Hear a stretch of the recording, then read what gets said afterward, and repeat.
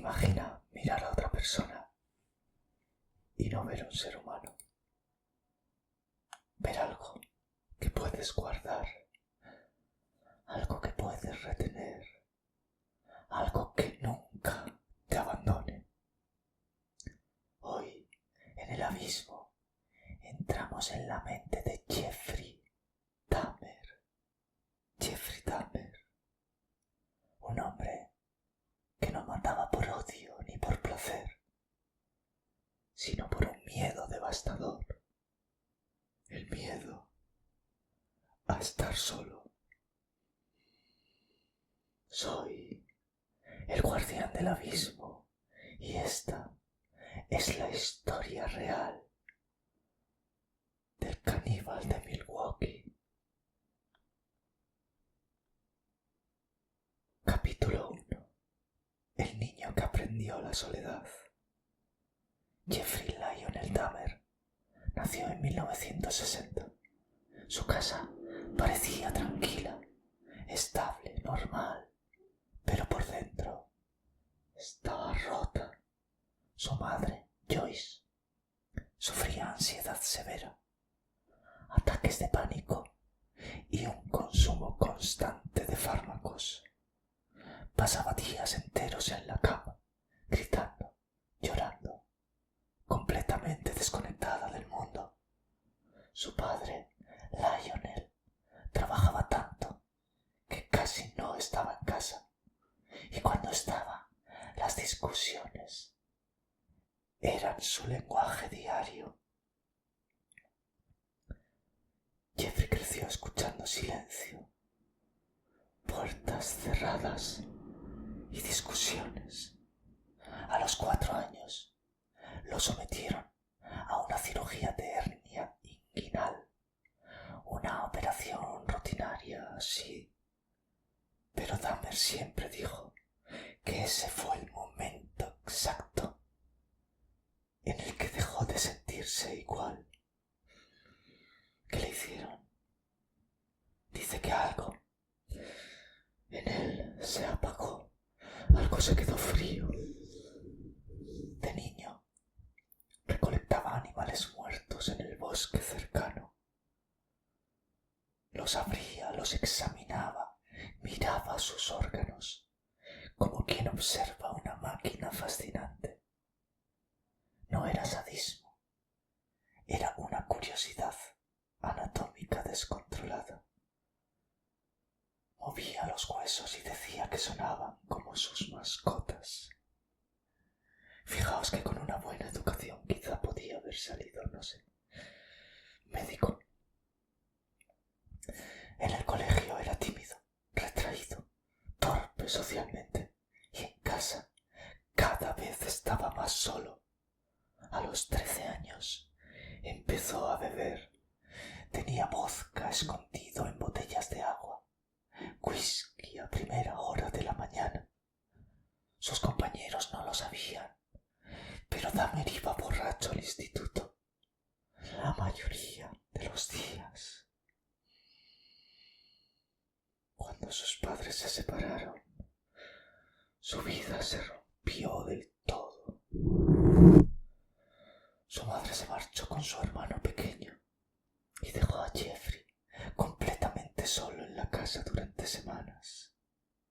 Tenía 18 años y el vacío ya lo devoraba.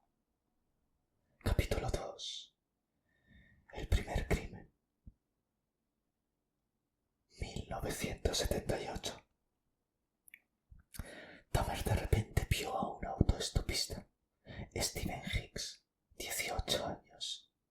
Lo invitó a su casa con la excusa de beber unas birras juntos. Rieron, hablaron, se relajaron. Pero cuando Steven dijo que quería marcharse, Dahmer sintió el pánico.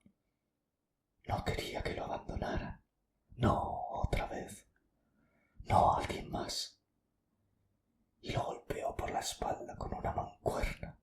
Después le quitó la vida. Y con total tranquilidad desmembró, con una precisión que resultaba antinatural para un chico de su edad. Ese fue el primero. Y según Dahmer, la primera vez que sintió que el tiempo se detenía. Pero lo más inquietante es lo que ocurrió después. No hubo más crímenes durante casi 9 años. El monstruo se durmió. Pero no, nunca desapareció. Capítulo 3. Ejército, expulsión y la casa de la abuela. Tras ese crimen, Dahmer intentó seguir con su vida. Incluso entró en la universidad, pero duró muy poco. Luego se alistó en el ejército. Parecía una oportunidad para reconstruirse, pero su alcoholismo lo destruía todo. Faltas, castigos, problemas, hasta que en 1981 fue expulsado. Sin opciones, su padre lo envió a vivir con su abuela a West Allis, Wisconsin, y durante un tiempo pareció mejorar. Ella lo alimentaba, hablaba con él, lo acompañaba, pero Dahmer llevaba dentro un pozo sin fondo. En esa casa cometió varios crímenes. Allí mató a James Dockstader, a Richard Guerrero y a otros jóvenes que nunca llegaron a salir vivos de su sótano. La abuela notaba olores extraños, manchas, ruidos. Pero Dahmer siempre tenía una explicación convincente. Abuela, carne en mal estado, tuberías rotas, químicos para limpiar. Y ella, sin saberlo, convivía con un asesino cada día. En 1986 lo arrestaron por conducta sexual indecente. Un aviso, una señal, pero nadie vio lo que se venía encima. Capítulo 4. El caso que pudo detenerlo. Este capítulo es clave y demuestra un fallo policial monumental. 1991. Dahmer drogó al joven Conerak Sintasonphone, de 14 años. Menudo apellido, Conerak Sintasonphone.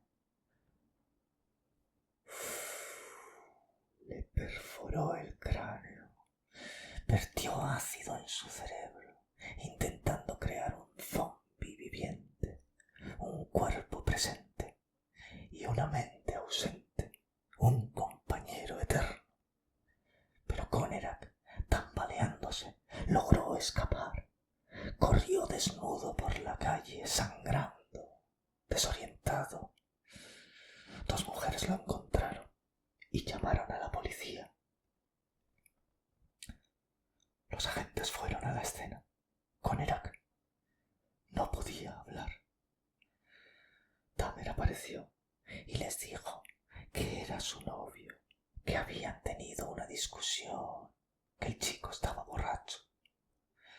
Las mujeres protestaron, insistieron. El chico parecía un menor, parecía estar en peligro. Pero la policía no escuchó. Devolvieron al joven a Dahmer, que se lo llevó de vuelta a su apartamento. No querían saber nada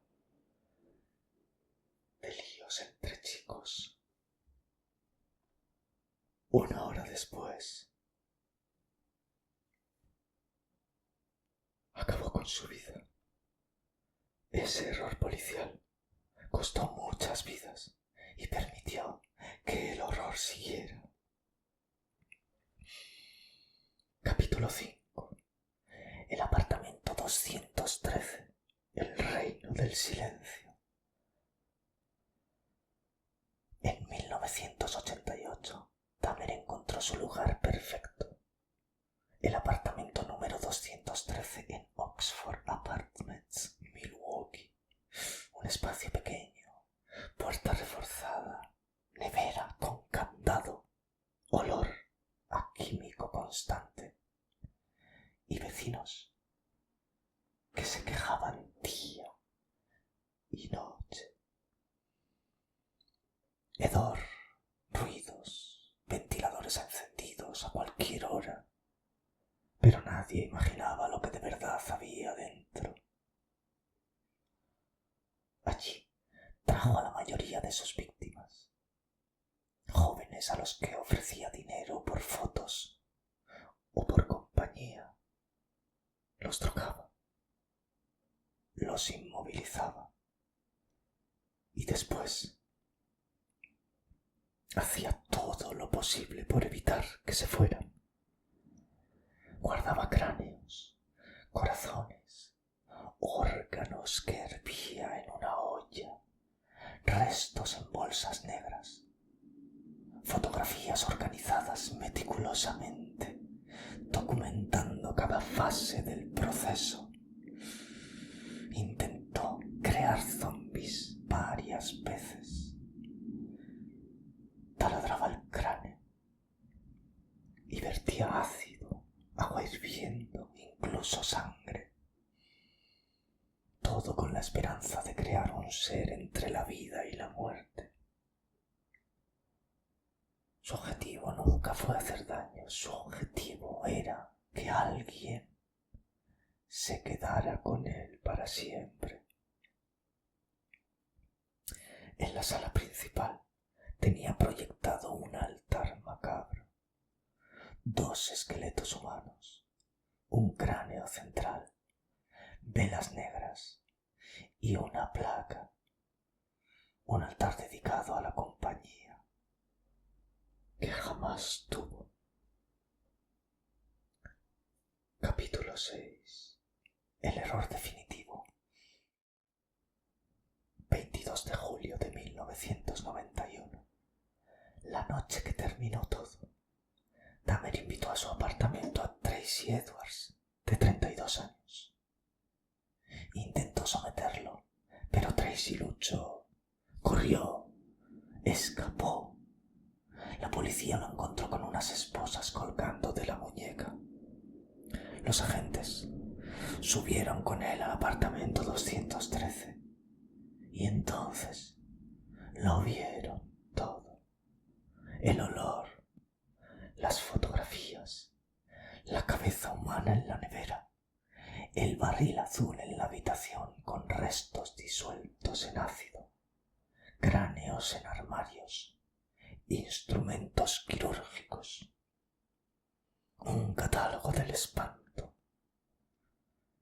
Dahmer no corrió, no gritó, no suplicó, solo dijo: por favor, tengan cuidado con las fotos.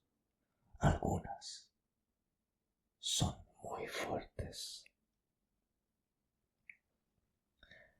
Capítulo 7. El juicio. Dahmer confesó 17 asesinatos, uno por uno, sin emoción, sin lágrimas, con una calma que desconcertaba a todo el tribunal. Los psiquiatras debatían si era un psicópata, un esquizofrénico, depresivo o algo nuevo, una mezcla extraña entre culpa, convulsión y un deseo de posesión. Durante el juicio dijo: no quería que sufrieran, solo quería que se quedaran conmigo. Pidió la pena de muerte, pero Wisconsin no la tenía. Fue condenado a 15 cadenas perpetuas. En prisión se volvió casi místico. Leía la Biblia, limpiaba, se disculpaba constantemente. obsesionado con su propio arrepentimiento. Pero entre los presos se ganó varios enemigos. Capítulo 8. La última víctima. 28 de noviembre de 1994. Jeffrey Dahmer limpiaba el gimnasio de la prisión junto a otros 2 presos. Uno de ellos era Christopher Scarver. Scarver creía que Dahmer se burlaba de los guardias, que hacía bromas sobre canibalismo, que disfrutaba provocando. ¿Y qué hizo? Lo golpeó por detrás con una barra de acero. Dahmer cayó al suelo de inmediato, sin emitir ningún sonido. Murió en minutos, en silencio, tal y como vivió. Jeffrey Dahmer no fue un monstruo sobrenatural. Quizá eso es lo que más miedo dé. No fue un demonio, no fue una bestia imposible. Fue un ser humano que buscó llenar su soledad con cuerpos inmóviles, con silencio, con compañía muerta.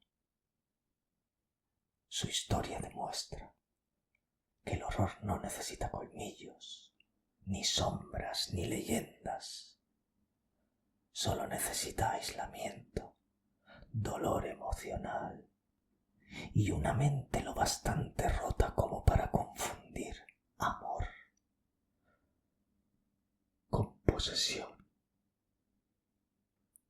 Yo soy el guardián del abismo y te pregunto, ¿alguien así nace o se va creando poco a poco en soledad sin que nadie lo vea? Te leo en los comentarios. Hasta el próximo vídeo.